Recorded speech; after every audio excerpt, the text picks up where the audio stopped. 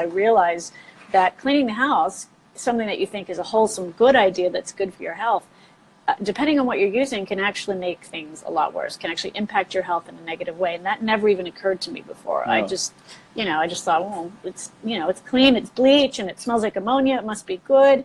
It's nice and clean. No, not at all. Once you get your head around the idea that that smell that we're used to, that smells like bleach, clean towel, that is actually a chemical that you shouldn't be able to smell. That's a bad smell. Clean is the absence of a bad smell. So that's what you have to remember. Textiles do get sprayed with pesticides so that when they're shipped or sitting in storage, they don't get eaten by pests. So that pesticide will rub against your skin. We absorb things through our skin. We absolutely do. But we don't think about it that way. We often just think about ingesting things orally or when we eat them. Well, that's what kind of blew everywhere. my mind when we first spoke is, I mean, I obviously know about pesticides and everything that's on food.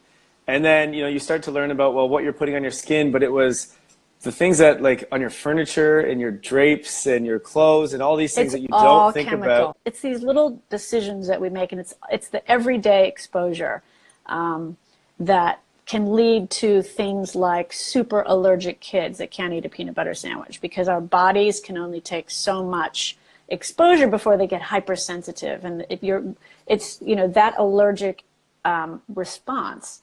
The histamine in your body is trying to protect you from what it perceives to be a poison or a toxin. And that's why it overreacts sometimes because your body's just thrown out of whack, your immune system's thrown out of whack. So it could be something as simple as, airing out your mattress before you sleep on it, or, taking the plastic bag off your clothes. You just have to be a little bit more thoughtful about what you purchase. That's it. And now we can be, and it's not a big deal. It's not super hard. There's a healthy swap for everything from toothpaste to toilet cleaner. So it's a lot easier now to make those choices. What you don't want in a cleaning product, I'm going to go back and say, look, you don't want SLS, you don't want ammonia, you don't want bleach, you don't want phthalates, which are can be hormone disruptors. You don't want formaldehyde. You don't want, basically, if it looks creepy and hard to pronounce, then you probably don't want it. And you also have to be careful of how it lists in order what you've got on that label. When you're at the store and you think, okay, I need to have